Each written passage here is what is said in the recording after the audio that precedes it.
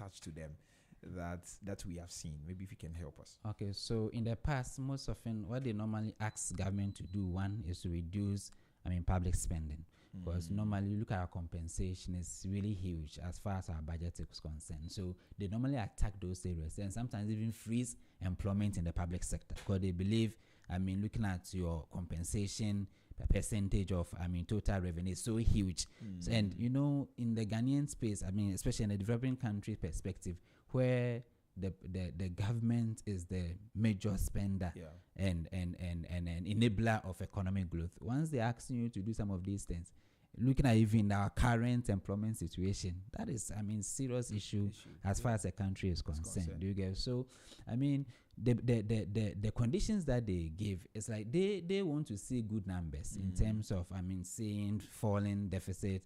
They want to see maybe high tax base against GDP. But all these things are going to, struggle your economy a bit because, the production is not too huge and you're also taxing the few people. They're asking to raise taxes. And so there are a whole lot of, challenges that come with donor funding, especially the international funding. And, for them, they are more almost, they are more focused on numbers. Once the numbers are good, they are okay. Do you get it? But, in terms of social effect, intervention, and those things, if they ask you like free SHS, they would like you to even stop because they feel like you are spending so much on free SHS. But you know the conditions in our country. If you are stopping some of these things, it's going to have, long-term impact on us. Okay, so, and I'm happy that we are gradually moving away because once it's about 1.1% of our total revenue, that's not too huge. And we realize that the current U.S. administration is more focused on what they get from what they give. Exactly. If they are not seeing the tangible, they will stop it. So that's why they even stop this US aid. But they are not seeing the benefit they are getting. So they are that kind of transactional. So the world is moving away from that kind of free money to transactional kind of relationship. And we must step up in order to compete with them. If not, they will not take you for anything. How do you mean? If you say we must step up to compete? We must step up, especially, we have resources. We have resources. And, the developed economy knows that.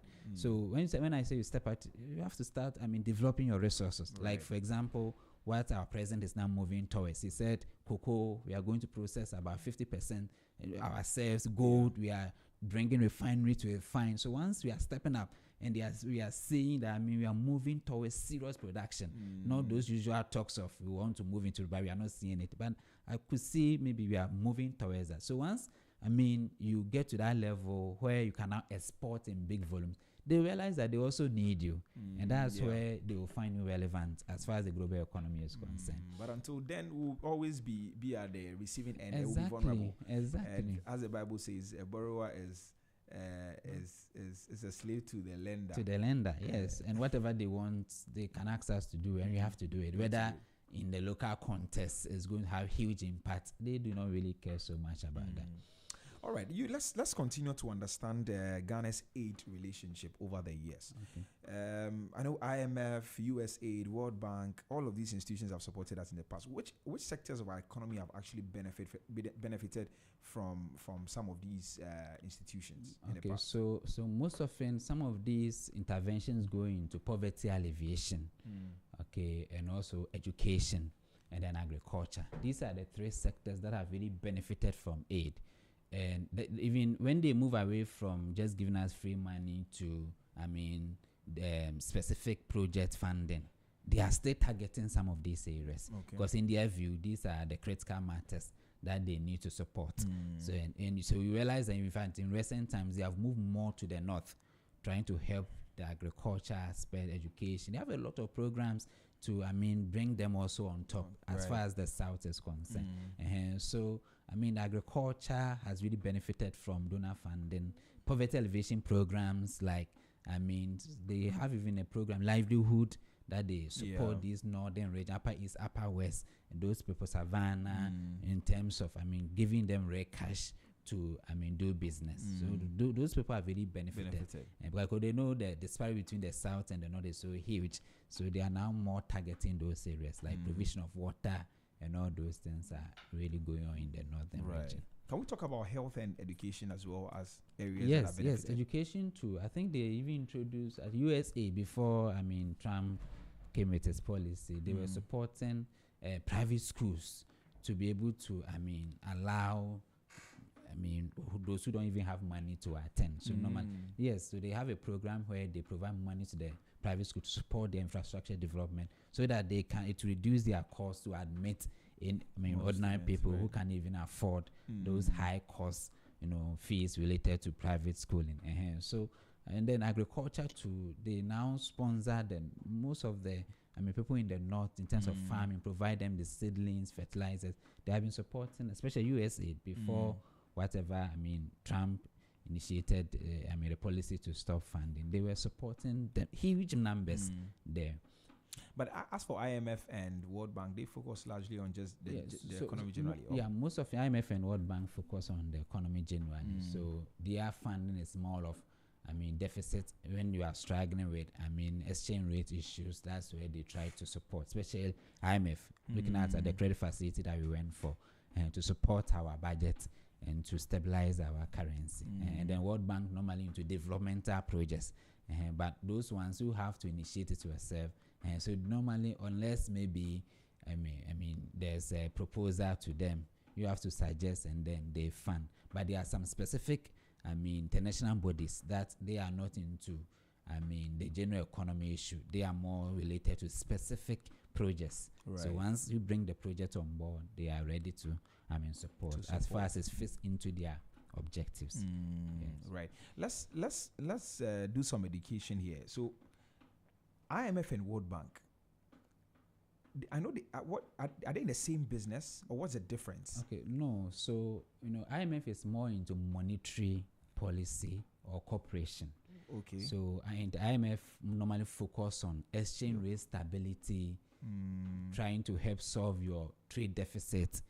So they are more into that monetary, so guiding your policy, yes, guiding to make sure right. your CD is stabilized. Okay. But they believe that if you have, trade deficits, meaning you have to demand more dollars against CD, so that influence your currency. Right. So they support everything concerning monetary issues. Okay. To make sure your CD is stabilized. That's their main objective. Right. But World Bank is into helping developing countries developed. So they normally focus on developmental projects. Okay. Not really about fund. So like whatever they need to do to help developing countries also rise up, they try to support that. So can you give examples? So for example, if you are doing maybe big construction, like road construction, if you are doing maybe factories, and you even need international funding, they can help you secure loans at a cheaper cost. Right. So they normally focus more on the developmental aspect, not about your monetary issues, but the development, the whole development, of the country. Okay. And so wherever, you are trying to, develop and you need funding, they will help you secure them. Sometimes they themselves will fund them themselves, or they will help you secure loans from the international bodies at a lower cost. So they guarantee those loans for you. Wow. So basically, that's the difference between the two. I think that's some very valuable information because a lot of people confuse it too. You know, we think IMF and World Bank are all doing the same. They are not the same. So from what you said, so IMF focuses on your monetary policy, making sure that you have some policy credibility, checking Exchange all rate the stability, things, and all of those things. And then World Bank is focused on projects. So you're doing roads, you're doing some buildings, some facilities. Then they come and support you in that regard. Very good education. But you hold on for me. Let me just announce the numbers in case anybody listening to us wants to ask some questions. Feel free to do that. This is a business breakfast on Z101.9 FM. This morning we're talking about aid in this country, international funding. Really, we're asking whether, that is something that we have become too dependent on, or how can we realistically, or have we even moved away from that? Those are the conversations we're having this morning. And my guest is John Che. He's a financial analyst, and he's in studio with me having this conversation. You can join the conversation by sending us a WhatsApp on 0544321019, 0544321019. You can also drop a comment under our live stream. We are live on Facebook at ZFMGH, and also on YouTube at Z Multimedia. Z is Z-E-D. You can search for that, and then you can find us on social media. Drop a comment under the live stream, and we'll read your messages for you. All right, John. Let's continue the conversation now.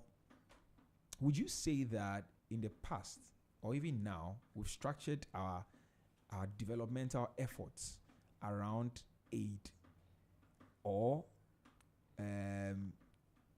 we focus on these things? I mean, we actually intended to do these things by ourselves. Okay, so I think Ghana has gone through a lot. I mean, where even our president Kofo introduced that free debt issues and a whole lot. So we have moved, but if you look at the way we have grown over the years, you realize that we are gradually moving away from aid. And I think it started from this whole program, Ghana Beyond Aid, in the era of President Akufo-Addo.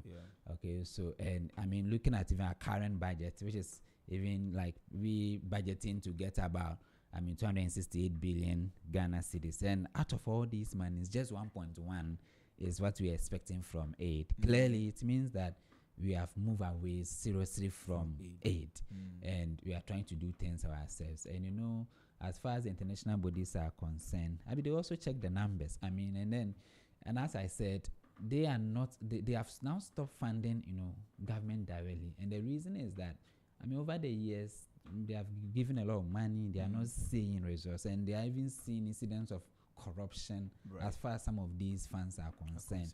Because most often, I mean, our politicians see it as free money, so they use it for a whole lot of things. Do you get it? So, I mean, basically, we have also understand this terrain, and we are also moving away gradually. And looking at even the current US administration, which he himself is zero tolerance to aid. He feels everything should be transactionary. I think that has also shaped our policymakers to, I mean, maybe I'm sure in coming years we may even be providing aid instead of, I mean, seeking for aid. Looking at the way recently, I know we provided some aid to some countries. I think they had a disaster. I think we've given Jamaica, we've supported Jamaica, we've supported some other countries. And we can do it. We can do it. You see, the issue is that we have the resources. Sometimes I ask myself, why are we selling these resources cheaply? Because sometimes if you look at the value chain, which, let's say for cocoa, for example, which is about $100 billion, and we don't even get 10% of that total value chain. And I mean, converting some of these things into processed products for us to, export, I don't think it's too difficult or expensive we can't afford. Right. Maybe sometimes we get so comfortable with the old things and we don't want to try things new. That's why we are stuck to, the old way of transactions. Okay, right. So I think we have grown, and I love the vision of our president. And then if you look at the SONA, he, publicly, announced that Ghana is back and we are ready to do things differently and to go into serious industrialization. The world has moved through various phases of development. I feel developing countries like Ghana, we have lagged behind for so long, and this is the right time to, start serious industrialization. You see, the way the world moves now into artificial intelligence and all that, we don't follow that path. You realize that every time we are far behind, that's and true. you want to just go by the current. It doesn't work that way. Right. Do you get it? So it's very important for us to do serious industrialization in everything that we are doing. And that's why I love what the president said. If we can process our cocoa, maybe 50% of our cocoa, that's huge. That's massive. Which means that most of the African countries will be exporting chocolate and those things to those and other things we can use cocoa for. So, gold, for example, is the same. Why do we export gold? They buy it cheaply, and then we buy the jewelry, and so spend so much on it. We can develop some of these things ourselves. And once we're able to do that, it grows the economy. Industrialization seriously transforms economy. And that's the secret of, also moving away from developing to any other form of development. Okay, so I think it's the right time. Right. And I think we have a visionary president who is willing to, move us in a very fast pace. The issue is that the other people will not watch you. So sometimes some of these decisions you have to be bold and you have to be willing to sacrifice. Because you see, remember when they also get these resources, they get a lot of money. So you are going to stop it. So they will fight against you. So you as a country have to also be bold and try to say, this is what I want to do, and you must do it, no matter the consequence. Right. And your citizens must also understand that this is the new terrain, so you have to support it. That's how Singapore and all those countries, North Korea, they don't import cars from anywhere. They are using, if you look at some of how they started the car manufacturing, from the start, it wasn't like this, but it developed over time. But because of globalization, we are seeing things so beautiful. We are not willing to, especially with the citizens, we are not willing to wait to see gradual process. We want to see fast, because we are seeing it other way. They are doing massive things. But if we want to go this way, we must be patient with the government. We must understand what is happening. We must know that it will benefit us in the long run. We as citizens must understand. So when those hard decisions are being made by cabinet or government, we must, as far as we are having some confidence in this government, we must be patient to wait for the fruits. And I'm sure very soon we will see. We'll see that. Yeah, exactly. Now, so is it fair to say that we've moved from aid dependent to maybe aid assisted? Yes, so I think now we have moved away from aid dependent. That's why I say in 2010, our funding, 30% of our funding was coming from aid. That was huge. That was seriously significant. 30% from aid. Assuming what is happening was happening, we are funding our project 30% of aid. That would have been catastrophic to our economy. So clearly we have moved away. And I don't think the government is too keen, because if you look at our tax base, it's really going up. So to budget for about 268 billion revenue, and you are budgeting to get 228 billion from taxes. That means that now it's not about aid anymore. If it comes, fine, but if it doesn't, we will still survive. Still be able to survive. Yes. But one thing I'm also very curious about, you talk about the president and all of that, is this 1% we are doing now personality driven, in the sense that it is because this particular president is in power that we are not depending on aid? Or it is something that we've built as an economy? As a country, we've been able to deal with the issues in the economy so much so that we can now say that this is where we've got into and this is where we are going? Or it is dependent on the president? No, I think this whole change started around 2020. If you look at the numbers, okay. And I think we have also learned from history that we can't really rely on donor funding to develop as a country. Because you see, they have been doing that for so many years, and we have not really seen significant improvement. So as far as maybe as a nation, we are seeing that trend. And a lot of, evidence shows that no country can depend on aid to develop. Clearly, we will move away. So it's not really about this current president. I think it has developed over the years, and we are now relying more on our taxes than aid. Because I think some of the conditions that attached to aid were so bad to the extent that they can even ask us to freeze employment for a whole 3 years. So it means that in 3-year period, you can't employ anybody in the public sector. So I think as a country, we realize that no, these things can't help us. Okay, because maybe our people also depend on us. As I said, government is the highest spender. So if you are asking, and it became very political, in terms of even elections, like IMF and all those things. So I think politicians have learned that, we need to move away from that. And I so feel is that to say that we can never have a president who thinks otherwise and things will reverse? So you see, we have something called National Development Agency. And I think they have also structuring I think it's a policy that every president comes and continue. And if you like Ghana Beyond Aid and all that. Okay, so once those policies start and the whole country is moving away, I don't think a president will come and feels I must go back, when history suggests that those things cannot help in the long run. But when things become difficult, people will ordinarily move to some of these people for some funding. Yes, okay. But you see, if you look at the behavior of the Western world and how they see aid, how they see African countries, how they see all those things, and the commentary behind it. I listened to one senator from US, and the comments was making about Ghana. If you hear some of these things, it's disheartening.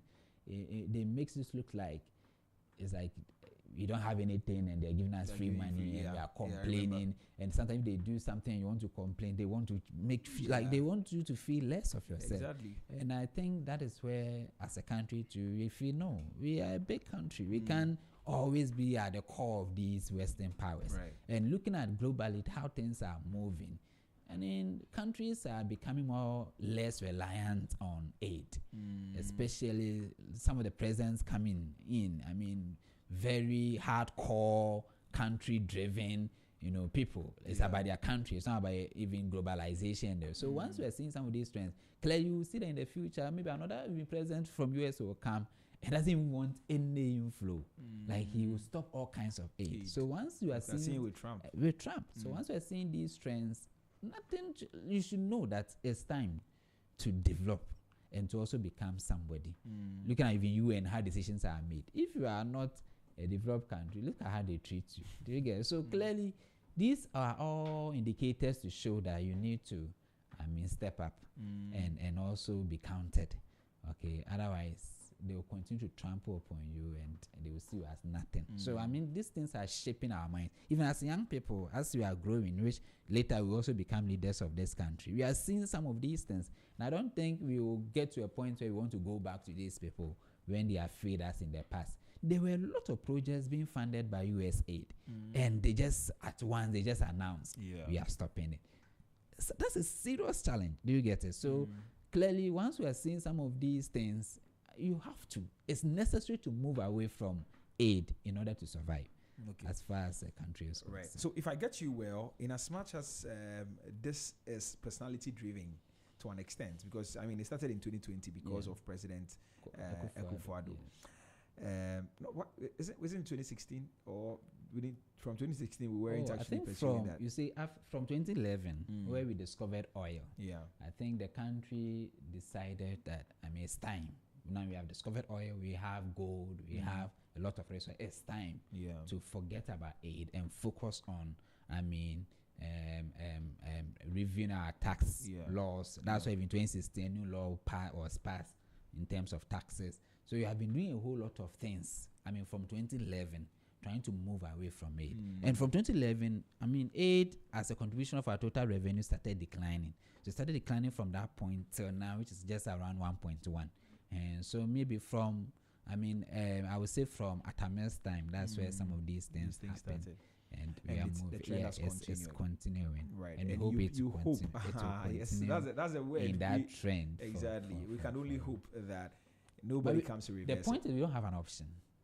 Do you get? So you see, we don't even know who will become the next US president. And look at even the wars happening, where now we are seeing Iran, US. Clearly, a lot of funding will now be diverted to so many places. Do you get it? So we don't have an option. We saw that with Ukraine. Exactly. The Ukraine war. Exactly. Russia-Ukraine so war. The point is we don't have an option. We have to be self-reliant. Okay. It's non-negotiable. Right. Okay. It's needed for our long-term survival as far as a country we are concerned. Right. So and that's why I love that we have started, and I hope that it will continue that path. No matter who becomes the next president or who becomes the next government, we must continue this line of action. And I'm sure we will get there. Because some countries like, the country called Namibia is in Africa. Yeah. They are doing very well if you look at their numbers, but they are largely not, aid dependent. Wow. And so we can do it. It's possible. It is possible. Okay. Well, 36 minutes after 9. This is a business breakfast on Z101.9 FM with me, Nichwebi Hammond. This morning, I'm sitting down with my very good brother and friend, John Chi. He's a financial analyst, and we're talking about aid. International funding, really. And we've spoken about quite a number of things. We have some more things to actually cover. If you just tuned in, you can join the conversation. Send us your WhatsApp message on 0544321019, 0544321019. Or you can also call us on 030395661, 030395661, and then we give you the opportunity to ask your questions or make your comments. Also, we're streaming live on Facebook at ZFMGH and on YouTube at Z Multimedia. Please drop a comment under the live stream and also share with your family and friends and get them to be a part of this conversation this morning. All right, John, let's continue. Now, at the macro level, I want to understand the macroeconomic impact of aid. at a macro level, what happens to inflation, to exchange rates, and fiscal stability when donor inflows decline suddenly? Okay, so I think one key thing we need to appreciate is that these donor inflows come in terms of foreign exchange, Right. which means that when we get some of these funds, it increases our international reserves, and that makes us more resilient in terms of exchange rate shocks. Okay, so once it suddenly drops, I think the last time we were talking about the need to bring confidence back to the economy and all that. Sometimes when aid finally drops like that, investors and as country, we get worried.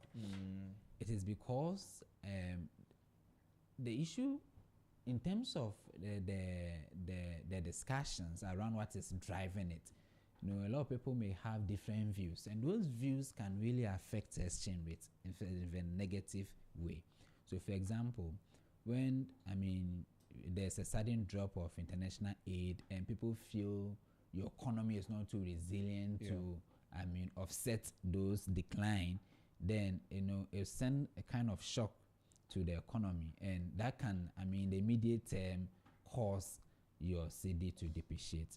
Okay, so in terms of the macroeconomic impact, aid, even we say it's 1.1, but 1.1 is significant.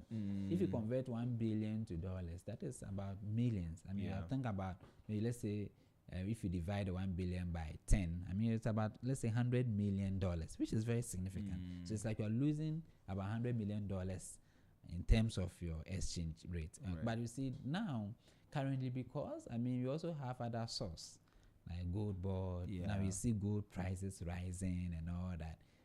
I think in this moment we are not too scared of such incidents. But gold price is gold is a commodity, and for commodity they are very volatile. True. We see it's rising today, the next day it can just drop. So if it happens that way, and you're also not getting the needed donor funding that you have used for your budget, that could have significant impact in terms of your inflation, in terms of for all the macroeconomic variables. So I think the most important thing we need to do now is to assume that some of these aids can stop at any time. So what are the alternatives? We don't have to wait for it to happen. Right. You get it? We need to start thinking that looking at how the world is moving and the war starting and all, we can't rely on some of these things. So what are the alternatives? So that when some of these things happen, there's an alternative to fill the gap. Are you getting it? Yeah. So I think as far as a country, we have to understand that we need to move away from aid. We are doing it gradually. If we even add aid to our budget, it's not something that we are 100% sure that it must happen. Right. Okay. Well, so let's also talk about the inflows. I know that I want to know, can donor inflows sometimes mask underlying weaknesses in an economy? Come again. The donor inflows. Okay. Can they sometimes mask underlying weaknesses? Yes. So you see, and I think one critical thing you need to appreciate is that in recent years, especially 2020, 2025, we are seeing the donor funding moving away from that typical providing money to government. It's now moving more into project funding. Right. And you see, the critical issue with that project funding is that because they align with specific project, what it means is that if they stop at any point in time, as far as because you believe that those projects are going to be funded by these donors and they are not doing it anymore, how do you then align with your budget to make sure you cater for it? I think when it happened, I think last year, when they stopped this US aid, you realize the president now directed finance ministry to find other source. Which means that inherently, we can't 100% trust donor funds. Do you get it? It's not something that you must be 100% sure that once they say they are going to fund this project, it will happen. Okay. You must also have alternatives, so that especially in this Trump administration era, where everything is not too certain, you must always find an alternative. Right. An alternative. So even your budgeting, you must budget for them, even though you know they have been taken up by these donors, you have to still make provisions so that the provision, in case anything happens during the year, especially when, I mean, in current, even UN, for example, let's get to example. UN, for example, is now struggling with funding because US has decided not to. So I think in recent times, the UN secretary mentioned that the monies are not coming. Yes. And a lot of things Trump are himself delaying. said that they were going to withdraw some funds. Exactly. So they become more inward looking. Exactly. So it means that now the donor funded, the donor fund or international funding is not 100% reliable. And that is why, you have to find a way to still make provision for them, no matter the promises given. Okay, so clearly we are seeing that, especially in this volatile world, stage issues that is going on, we must see that these funding are not 100% reliable. Okay. Maybe at first we could rely on them, no matter what they will provide. But in recent times, we have seen that they are not. So we must find a way to, offset those disappointments that will happen. Otherwise, there's a lot of, especially the US aid, it has affected a lot of NGOs. Most NGOs are now collapsing because most of their funding were coming from these people, and they have stopped. And they didn't even give any heads up. They just announced. Exactly. So clearly, things are changing. Countries are going through a lot. So, and everybody wants to take care of himself.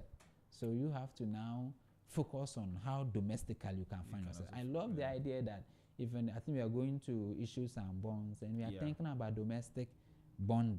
That's why even the treasury is coming down just to make sure the bond will be sold at a low rate. So all these things are processes we are putting in place to be highly dependent on ourselves than to trust international funding. Okay, so maybe some of these things that we need to take risks.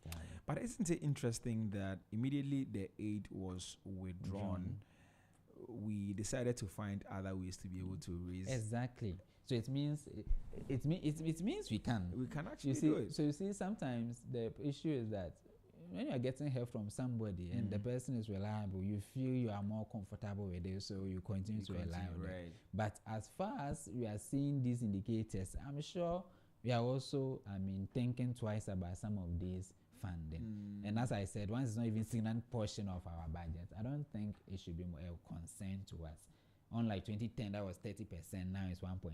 Not even 10% to 1.1. So I don't think it's something we should be too worried about. But we should gradually find a way to move. If they bring it, fine. If they don't, we move on. That's why we still build our country. Right. Okay. How closely linked are donor funding, concessional loans, and also our debt situation as a country? So you see, when we were a low-income country, we were largely dependent on aid. But when you move to income and middle income, what is happening is that the aid stopped, and we are now moving towards concessional loan. And I think from 2012, 2013, 2014, we largely, rely on concessional loan, especially for IMF, to fund most of our projects. And some of these concessional loans, because we believe, they are concessional loan, they are given at a low interest, sometimes even low, or that, it also, made us borrow a lot. Because if you look at that period up to 2020, and you see the rise in our debt levels, it was so huge. Do you get it? So personally, I feel, you see, the more you are moving away from aid to loan, you are still increasing your debt. Exactly. So what matters is that if you are moving away from aid, then you must move to development, not loans. Do you get it? Sometimes you need, and even if you are going for loans, you should focus on the domestic. The issue is that, you see, you don't control exchange rates. Do you get it? If you look at from 2025 coming, you realize that our debt has gone down. And the debt going down is as a result of exchange rate. Now, the exchange rate, now it has stabilized. Anything can happen. And the exchange rates can move again. And that is going to significantly increase our debt levels. So personally, I feel, you see, the more you are moving away from aid and you are going to loans, your debt will balloon. And that will also even have serious negative impact in the future, especially when it comes to servicing of these loans, the interest and the principal. Do you get it? So maybe we have to find another way, maybe basically focusing more on industrialization. If we industrialize and if we also focus more on the agricultural aspect and we're able to grow these two sectors, we may not need loan. We may not. Because, I mean, we have enough resources. Hold on, go ahead. We have enough resources to, I mean, develop the country. I mean, we're here when President Kufuor told us that we don't need to borrow, right? He said we don't need to borrow. We can. And it is true. It is true. We can. We can. That's why I say sometimes we find an easy way. But if we ourselves, I mean, we are also part as citizens, if you do the needed sacrifice. Because the Singapore and those places that we are seeing, and we are so happy, Dubai, so they made a lot of sacrifices. But so if you are not willing to do that, to be patient with the government, any policy, like for example, the cocoa, world market has gone down, we are making politics out of it, we are playing. In that case, then we are not really too serious with, I mean, development. But if you really want to develop, want to do things differently, then we must all come on board, sacrifice, and wait patiently. As far as we know the leader is trustworthy, we know maybe the current managers are people we can, I mean, back to do the right thing. We can be a little patient and move with them, and I'm sure we will see development soon. But what would the sacrifice look like? So sacrifice in terms of, so for example, if you look at our total revenue, what goes into compensation and all that, clearly those are the ones taking all our monies. Yeah. You look at what is going to capital expenditure, and the percentage is too low compared to what goes into compensation. But you see, development starts from your capital expenditure. Do you get it? So if I'm saying we are sacrificing, it means that, I mean, we are willing to, I mean, reduce the pressure on government. Right. In terms of a whole lot of things, especially in terms of recruitment into the public sector, where now, or even receiving, I mean, salary cuts, not the base people, I mean, the upper people. Because we can have maybe salary cuts for, because sometimes you hear some salaries government institutions are taking, and you wonder why they are using the money for. Because it's so huge. I mean, so if we can consider, I mean, at the up, I mean, especially at the up there, the sacrifice, and they must lead the way. If tomorrow we hear that, cabinet has reduced their salary by 20%, they want to go into road construction. The same way the other layers will also be willing. Then they will see that, yes, there's huge sacrifice at the top. So let's all join hands. But if they are not doing that, we are still seeing them, I mean, enjoying their lifestyle. Not that we are seeing them, I mean, everywhere spending money. Look at even the Ayawasu East elections, money. When citizens see some of these things, they lose confidence. They feel like you are living your life. So let me also live my life. And so the sacrifice start from the top. And then it continues. And then I mean, but you see, when you do all these sacrifice, you must also see serious construction, serious development going on. That will compensate us to it. All right. So what are some of the realistic things that we can do to replace aid as a country? Okay, so I know taxation is one of them, but what are some of the other things? I think even for taxation, I mean, we have been, if you look at our taxation currently, it's too high on our neck everywhere.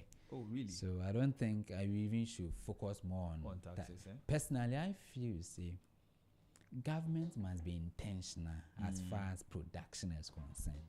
Okay. And when I say as far as production is concerned, our lands are very fertile.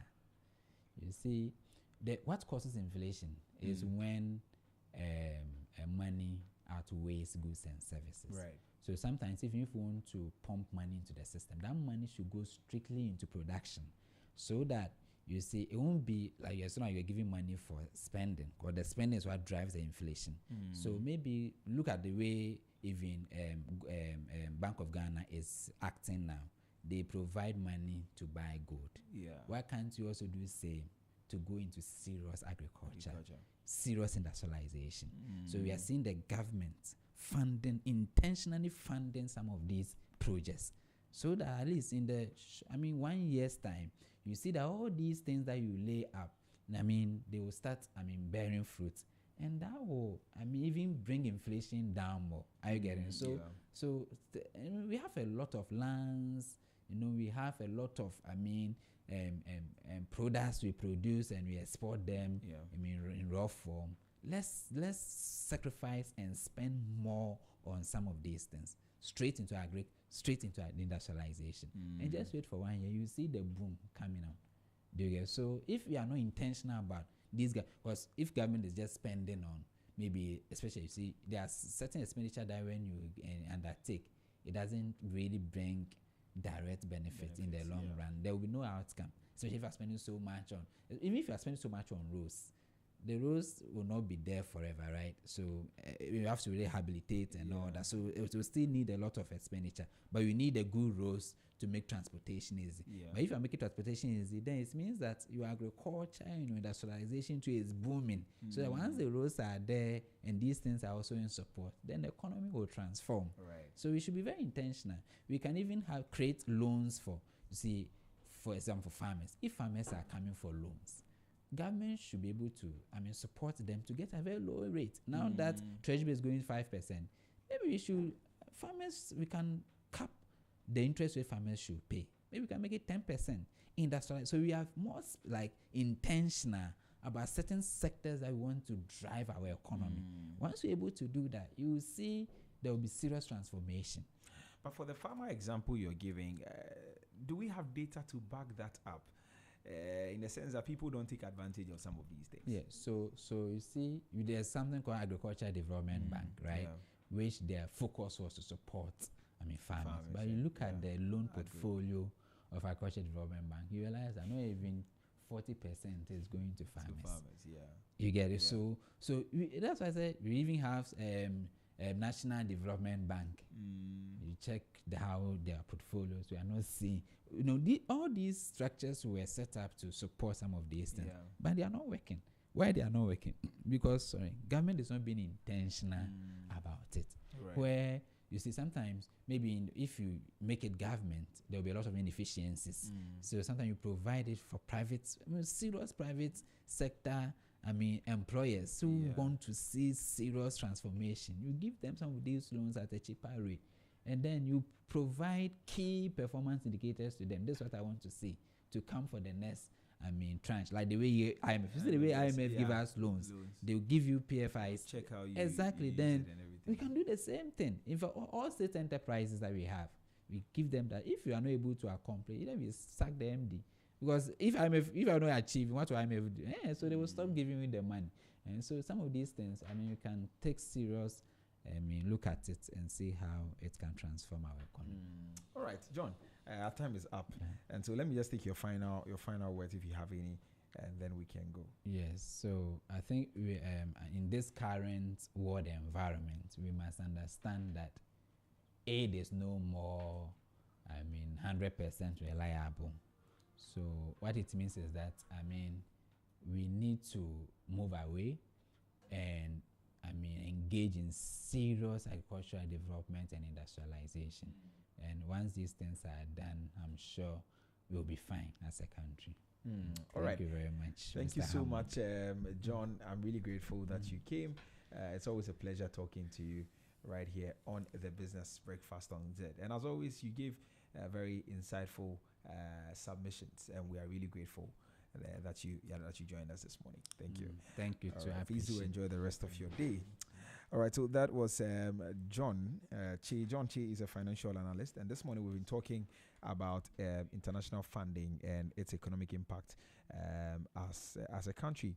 On our economy as a country. Now, one thing is clear from this conversation, that international funding has played a very important role in our development story, but it also raises some difficult questions about sustainability, about policy space, and long-term resilience. Now, whether the support comes from partners like the USA, the IMF, the World Bank, the real issue is how strategically we use it. But John says that we've done very well. We've been able to drop our dependence on aid to, I think, about just 1% in our budget and all, and that is also very, very good. Now, at the same time, we also have some certain responsibilities at ECOWAS and some other places, and we're also talking about the fact that Ghana also gave we've given some aid to some countries, Jamaica and co, in recent times, which is also very, very good. Now, the path forward is that there needs to be a balance. between strengthening our domestic revenue, protecting the critical public affairs, and also ensuring that any support, external support, actually aligns with our national priorities and our long-term development goals as a country. And so that's how we wrap up today. A big thanks to my guest who joined me this morning, John T, a financial analyst, and to you for listening to us right from 6:15 till now. We are really grateful. Thank you very much for staying with us. We are back again tomorrow for more interesting conversations right here on the Business Breakfast on Z. But until then, please keep listening to Z1.